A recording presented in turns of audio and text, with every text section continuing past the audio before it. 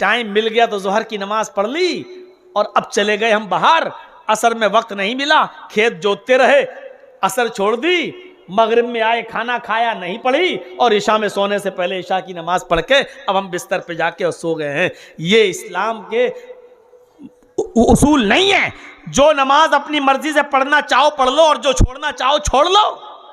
علامہ احسان الہی ظہیر تو یہ کہا کرتے تھے کہ جو 5 وقت کی نماز نہیں پڑھتا ہے اس کو جو گناہ ملے گا اس سے ڈبل گناہ اس کو ملے گا جو 2 ٹائم کی پڑھ رہا ہے 3 ٹائم کی چھوڑ رہا ہے, یا 3 ٹائم کی پڑھ رہا ہے 2 ٹائم کی چھوڑ رہا ہے. ان سے پوچھا گیا علامہ احسان سے ایسا کیوں؟ تو انہوں نے کہا کہ دیکھیے, جو بچہ اسکول میں پڑھنے نہیں جاتا ہے اس کو صرف ایک سزا ملتی ہے, کیا؟ کہ وہ علم حاصل نہیں ہوتا ہے, اس کو وہ پڑھ نہیں پاتا ہے. لیکن جو بچہ اسکول میں پڑھتا ہے لیکن لیٹ جاتا ہے, اسکول 8 بجے کا ہے وہ 9 بجے جاتا ہے, اور روزانہ اس نے معمول بنایا ہے, تو اس کو مار بھی پڑتی ہے.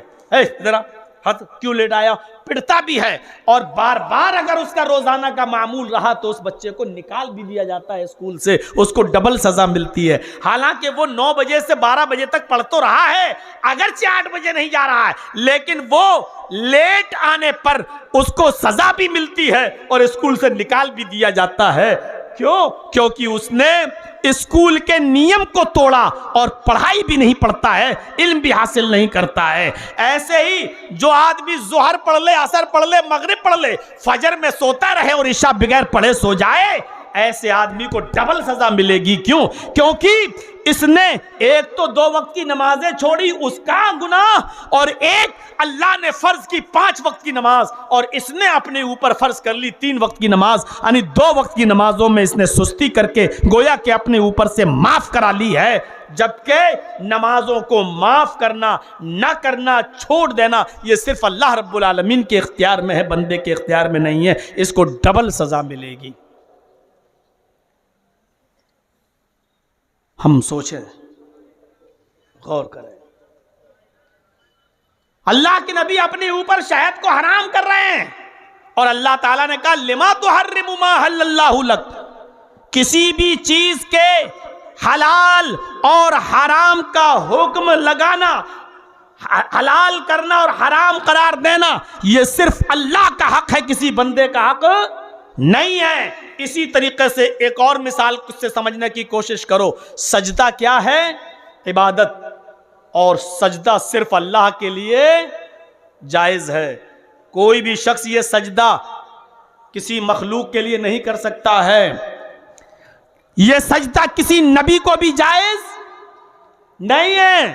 یہ سجدہ کسی فرشتے کو بھی, کسی جنات کو بھی جائز نہیں ہے. یہ سجدہ کسی مزار پہ لیٹے ہوئے پیر کے لیے بھی جائز نہیں ہے. یہ سجدہ صرف اللہ رب العالمین کے لیے جائز ہے. یوں کہہ لو کہ سجدہ غیر اللہ کے لیے حرام ہے. یہ حرام کا حکم کس نے دیا؟ اللہ نے. اور ہم اور آپ کسی اور کو سجدہ نہیں کر سکتے. اگر کسی اور کو سجدہ کرتے ہیں تو وہ کیا ہے؟ حرام. لیکن اللہ تبارک و تعالی نے تمام فرشتوں کو حکم دیا. دیکھیے یہ حکم کون دے رہا ہے؟ اللہ. اور اللہ نے تمام فرشتوں کو حکم دیا, اے فرشتوں تم آدم کو سجدہ کرو. کہا آپ نے علماء سے سنا ہوگا تمام فرشتوں نے آدم کو سجدہ کیا تھا. اللہ نے حکم دیا اے فرشتوں تم آدم کو سجدہ کرو. فسجدوا الا ابلیس. سارے فرشتوں نے آدم کو سجدہ کیا الا ابلیس, لیکن ابلیس کے علاوہ, ابلیس کے سوا.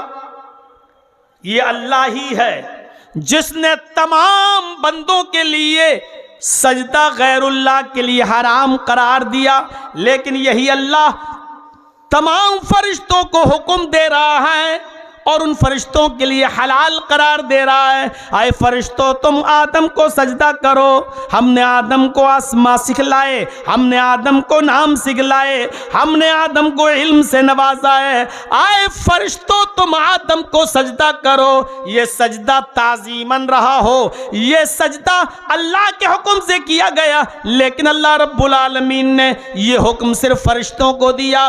اس سے یہ مسئلہ نہیں نکالا جا سکتا ہے کہ اللہ تعالیٰ نے فرشتوں کو جو حکم دیا تھا آدم کو سجدہ کرنے کا وہ تعظیمی سجدہ تھا، لہذا تعظیمی سجدہ سب کے لیے جائز ہے، یہ نہیں نکالا جا سکتا مسئلہ۔ اللہ نے فرشتوں کے لیے جائز کر دیا، جاؤ آدم کو سجدہ کرو، اور فرشتوں نے کیا، ابلیس نے نہیں کیا۔ واستکبر ابا واستکبر، اس نے انکار کر دیا کہ نہیں ہم آدم کو سجدہ نہیں کریں گے۔ واستکبر، اور تکبر کیا، اے اللہ میں آدم کو سجدہ کروں، میں آگ سے پیدا ہوں اور آدم مٹی سے، کیا آگ مٹی کے سامنے سجدہ کرے گی؟ میں معزز، میں بڑا، میں طاقتور اور میں کمزور کے سامنے جھک جاؤں؟ آگ سے بنا ہوا مٹی کے سامنے جھک جائے؟ اس کو تکبر آ گیا اور وہ کافروں میں سے ہو گیا۔ وَكَانَ مِنَ الْكَافِرِينَ۔ میرے بھائیوں ذرا غور کیجئے، اللہ ہی نے غیر اللہ کے سجدے کو حرام قرار دیا اور اللہ ہی نے فرشتوں کو حکم دیا کہ آدم کو سجدہ کرو، تو کسی چیز کو حلال یا حرام کا حکم لگانا کسی چیز پر یہ صرف اللہ کا حق ہے، کسی بندے کا حق نہیں ہے۔ ایک صحابی آئے، کہا اللہ کے نبی میں نے یہود و نصارہ کے علماء کو، پادریوں کو دیکھا ہے، ان کے بڑے بڑے پادریوں کو دیکھا ہے، علماء کو دیکھا ہے کہ ان کو ان کی قوم سجدہ کر رہی ہے۔ میں نے دیکھا ہے یہودی لوگ اپنے اپنے علماء، بڑے بڑے عالموں کو سجدہ کر رہے ہیں۔ انت احق، آپ ان سب سے زیادہ حقدار ہے کہ میں آپ کو سجدہ کروں۔ اے اللہ کے نبی کیا میں آپ کو سجدہ کروں؟ دیکھیے وہ زندگی میں کہہ رہے ہیں اے اللہ کے نبی کیا میں آپ کو سجدہ کروں؟ اللہ کے نبی صلی اللہ علیہ وسلم نے فرمایا امررت بقبری ان تسجد لہ، ان تسجد لہ، کیا تم میری قبر کے پاس سے گزرو گے تو کیا اسے سجدہ کرو گے؟ ایک چیز کو سمجھنے کی کوشش کرو میرے بھائیوں، ایک صحابی اللہ کے نبی کے پاس آئے اور کیا کہہ رہے ہیں، اے اللہ کے رسول یہودی اور عیسائی اپنے اپنے عالموں کو سجدہ کرتے ہیں، تو کیا میں آپ کو سجدہ نہ کروں؟ آپ تو اللہ کے نبی ہیں، تو کیا میں آپ کو سجدہ نہ کروں؟ تو اللہ کے نبی نے یہ تو نہیں کہا کہ نہیں، پوچھا کہ میں آپ کو سجدہ کروں یا نہ کروں، میں آپ کو سجدہ نہ کروں، اجازت دیجئے میں آپ کو سجدہ کروں۔ اللہ کے نبی نے زندگی کے بارے میں تو کچھ نہیں کہا، لیکن فوراً ان سے کہا امررت بقبری ان تسجد لہو، اگر تو میری قبر کے پاس سے گزرے گا تو کیا اس کو سجدہ کرے گا؟ یعنی زندگی میں تو میں تجھے روک لوں گا، ابھی تو میں تجھے منع کر دوں گا کہ میری قبر پہ سجدہ مت کر، ابھی تو میں منع کر دوں گا، نہیں میرے سامنے نہیں، سجدہ صرف اللہ کو جائز، ابھی تو میں منع کر دوں گا، لیکن میرے انتقال کے بعد جب مجھے قبر میں دفن کر دیا جائے اور تب تو میری قبر کو سجدہ کرے گا، تب تو میں تجھے قبر کے اندر سے آواز دے کر تو منع نہیں کر سکتا۔ آپ کو فکر اپنی زندگی کی نہیں ہوئی، آپ کو فکر اپنے انتقال کے بعد کی ہوئی، کہیں ایسا نہ ہو کہ میرے انتقال کے بعد یہ لوگ میری قبر کو سجدہ کہاں بنا لے، اس لیے آپ نے کہا کیا تو میری قبر کے پاس سے گزرے گا تو کیا سجدہ کرے گا؟ اس نے کہا نہیں۔ آپ نے کہا ایسا کرنا بھی نہیں، سجدہ صرف اللہ کا حق ہے، بندے کو سجدہ صرف اللہ کے سامنے کرنا چاہیے، لہٰذا میں تمہیں اس بات کی بالکل اجازت نہیں دیتا کہ تم مجھے سجدہ کرو، نہ ابھی سجدہ کر سکتے ہو، نہ میرے انتقال کے بعد میری قبر پہ آ کے سجدہ کر سکتے ہو۔ قبر پر بھی سجدہ کرنے سے اللہ کے رسول نے منع کر دیا ہے۔ اپنی قبر، جب نبی کی قبر پر سجدہ کرنا جائز نہیں ہے تو نبی سے بڑھ کر کون بزرگ ہے اور نبی سے بڑھ کر کون پیر ہے کہ اس کی قبر پہ جا کے سجدہ کیا جائے اور اس کی قبر پہ جا کے ماتھا ٹیکا جائے؟ تو میرے بھائیوں اس مسئلے کو آپ اچھی طریقے سے سمجھ گئے ہوں گے کہ نبی اکرم صلی اللہ علیہ وسلم بھی کسی چیز کو حلال اور کسی چیز کو حرام قرار نہیں دے سکتے ہیں جب تک کہ اللہ تعالیٰ نہ چاہے۔ غلطی انسان سے ہو سکتی ہے اجتہاد میں، لیکن قرآن و حدیث کی دلیل آ جانے کے بعد، کتاب و سنت کی دلیل آ جانے کے بعد اپنی غلطی سے رجوع کر لینا اور صحیح بات کو مان لینا، یہی اسلام ہے، یہی اسلام ہے، اور یہی سلفیت ہے، اور یہی اہل حدیثیت کہلاتی ہے کہ غلط چیز کو چھوڑ دینا۔